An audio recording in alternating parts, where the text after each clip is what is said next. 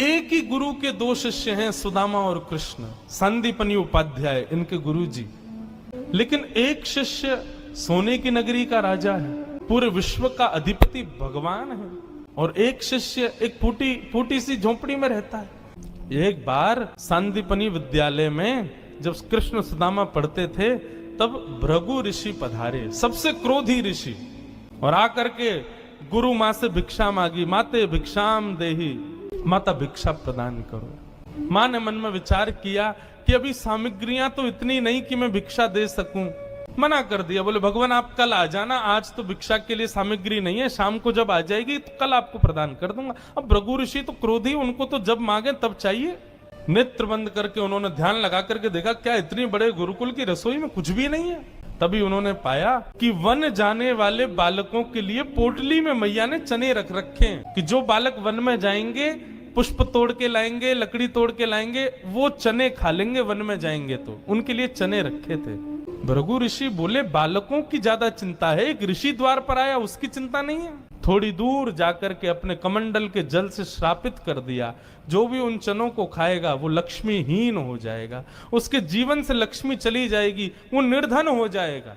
जिस समय भृगु ऋषि श्राप दे रहे थे, सुदामा जी वहीं एक वृक्ष के पीछे बैठ करके कुछ पुष्प तोड़ रहे थे। जैसे ही श्राप दिया, सुदामा जी पहले तो चाहते थे कि मैं जाकर के ये संकेत कर दूं कि भाई उन चनों को मत खाना, उनको शाप लगा है। लेकिन तभी गुरुकुल जाते समय देखा कि सामने से अपने दोनों कमर पर पोटलियां बांध करके कृष्ण चले आ रहे हैं। सुदामा जी बोले लाला कहां जा रहे हो? बोले आज तोकू और मोकू वन में जावे की सेवा मिली है, मोए और तोए वन से पुष्प और तुलसी तोड़ के लानी है, लकड़ी तोड़ के लानी है। चल देख, गुरु मैया ने वन में खावे के काजे चना भी दिए, दोनों प्रेम से पाएंगे और प्रेम से वहां से बढ़िया सब कछु लेके आएंगे। आज बालकन में हमारो नंबर आया हो वन में जावे को। सुदामा जी की नजर पोटलियों पर पड़ी, बोले कन्हैया कहीं खा नहीं ले, फेंक देंगे तो कहीं अंकुरित होके वृक्ष बन गए, कोई भी खाएगा तो लक्ष्मीहीन हो जाएगा, मेरो कन्हैया खा लेगो तो लक्ष्मीहीन है जाएगो।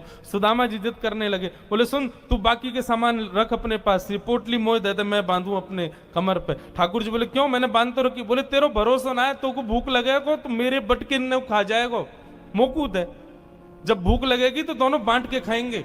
और जिद करके सुदामा जी ने दोनों पोटली अपने पास रख ली। वन में वृक्षों की लकड़ी तोड़ रहे हैं, पुष्प तोड़ रहे हैं, फल तोड़ रहे हैं। सुदामा जी मौका ढूंढ रहे हैं, कब मौका मिले मैं भागूं एकांत में चने खा लूं। तभी जोर की बारिश होने लगी।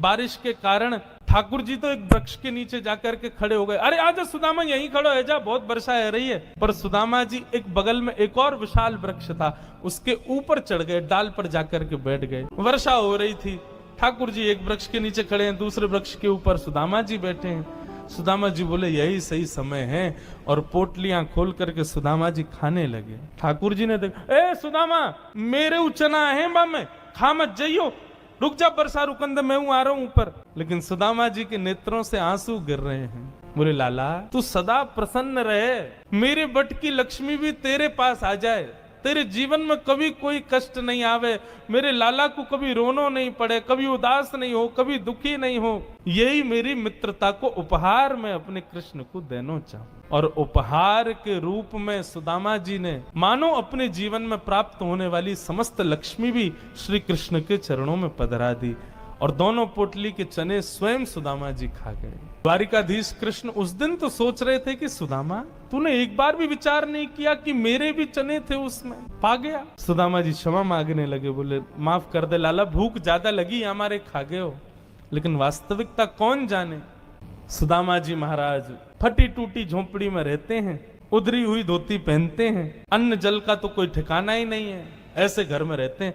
पत्नी बोली द्वारिकाधीश आपके मित्र हैं, आप जाते क्यों नहीं कभी उनसे मिलने? सुदामा जी बोले कहीं मेरी दशा देख करके कोई ये ना सोचे गरीब है, भिखारी मांगने आया, इसलिए मुझे अजीब लगता है। और दूसरी बात ये कि मैं कृष्ण का सखा हूं, अब कृष्ण तो बढ़िया राजकीय वेश में रहता है, अब मैं ऐसे रहता हूं, कोई मुझे देख करके कहीं ये ना सोचे ये कैसा सखा ठाकुर जी का, इसलिए मुझे लगता है कि मैं यहीं से ही उनको भज लूं, उनके पास ना जाऊं। सुदामा जी की पत्नी ने सौगंध दे दी, तुम्हें मेरी सौगंध है, जाओ द्वारिकाधीश से मिलके आओ।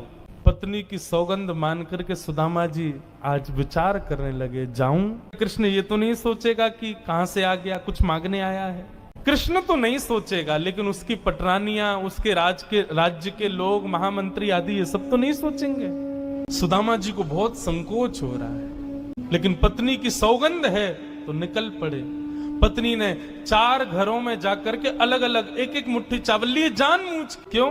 ताकि जब ये पोटली द्वारिकाधीश देखेंगे तो अलग अलग प्रकार के चावलों को देख के पहचान जाएंगे कि एक दाना भी सुदामा के घर का नहीं है। थोड़ी तो कृपा करेंगे मेरे ऊपर। सुदामा जी पोटली दबाए निकल पड़े। सुदामा जी महाराज धीरे धीरे चल करके द्वारिका की ओर जा रहे हैं। चलते चलते महीनों बीत गए सुदामा जी को। तभी एक व्यक्ति से बोले, भैया द्वारिका नगरी कितनी दूर रह गई है अभी यहाँ से?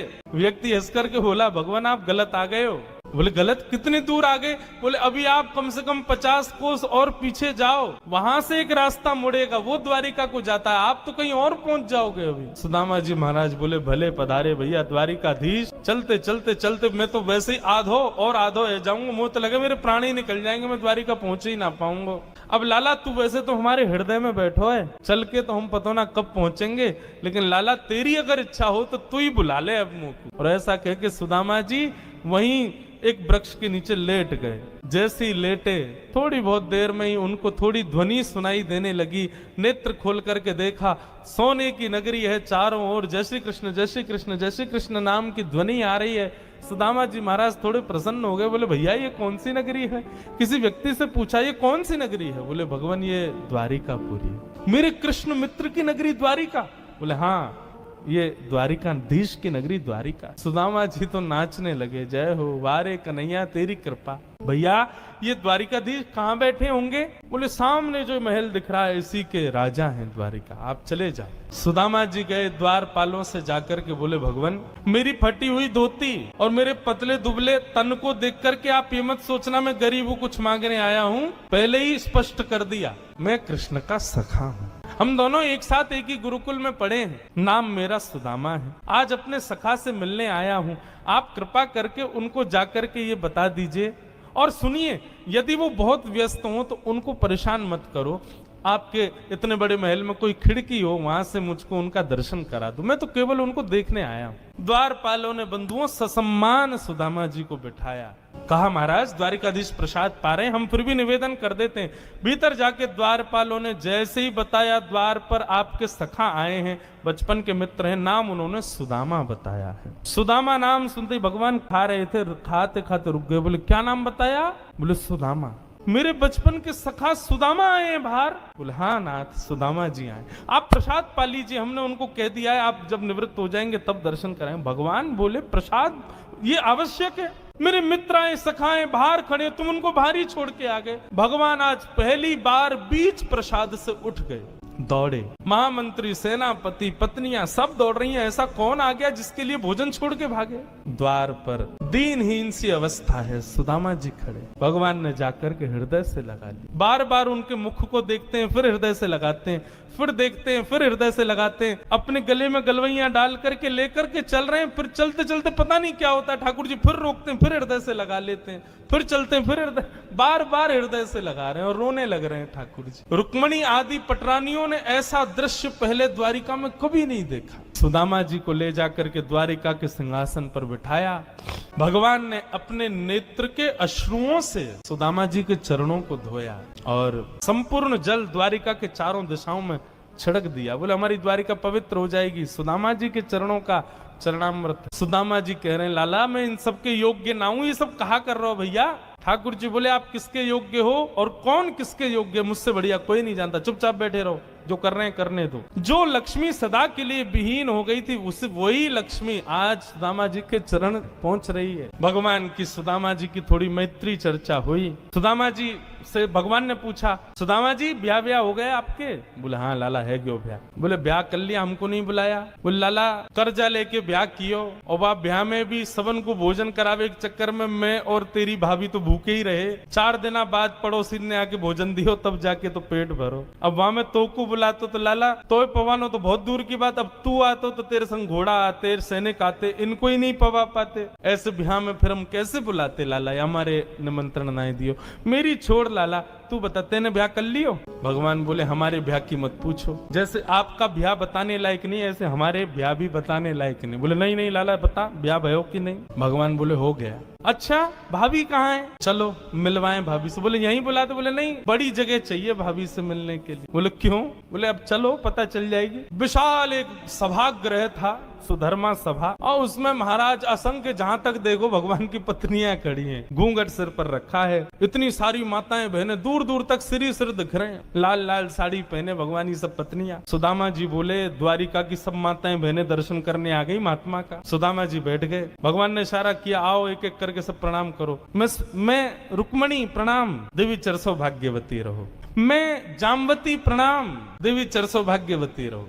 मैं सत्यभामा प्रणाम, देवी चरसो भाग्य। मैं कालिंदी प्रणाम, देवी चरसो भाग्यवती रहो। मैं भद्रा, मैं लक्ष्मणा, सब प्रणाम करती हुई 500 पत्नियां प्रणाम कर गई भगवान के। जब 1000 पत्नियां प्रणाम कर गई, ठाकुर जी खड़े खड़े देख रहे थे। सुदामा जी बोले लाला यहाँ पे आइयो, कितनी और हैं अभी? भगवान बोले 16,108। अच्छा लाला ये सब अपनी है?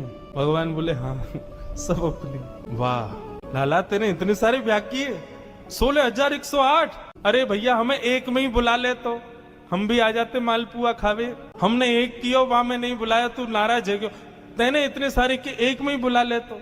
ठाकुर जी बोले कितने ब्याहों में तो मैं भी नहीं गया था, मेरे बिना ही ब्याह है गया, बिना दूल्हा के ही बारात चल गई। बोले लाला देख पतलो दुबलो सो में सुदामा 500,000 पत्नियां प्रणाम कर गई, मेरा तो अभी से बीपी हाई है गो। लाला 16,000 उनको आशीर्वाद दूंगा तो मुंह तो लगा मेरे प्राण ही निकल जाएंगे। एक काम कर, पत्नी तो 16,108 है, पति तो अकेलो तू ही है ना? बोले हाँ। एक काम कर तू मुंह को प्रणाम कर, मैं तू को आशीर्वाद दे दूं। आधीश दंडवत कर रहे हैं और सुदामा जी दोनों भुजा से आशीर्वाद दे रहे हैं। इस दृश्य को देख करके द्वारिका के लोग बलियां लेने लगे। जय हो, धन्य है हमारे द्वारिकाधीश। एक ब्राह्मण को कितना सम्मान देना चाहिए, द्वारिकाधीश से सीखो। अपने राज सिंहासन पर बैठा दिया, ये भी विचार नहीं कर रहे हैं कि मैं द्वारिकाधीश हूं, मैं जगत नियंता जगदाधार हूं। साष्टांग दंडवत प्रणाम कर रहे हैं सुदामा जी को। सुदामा जी उनको आशीर्वाद दे रहे हैं।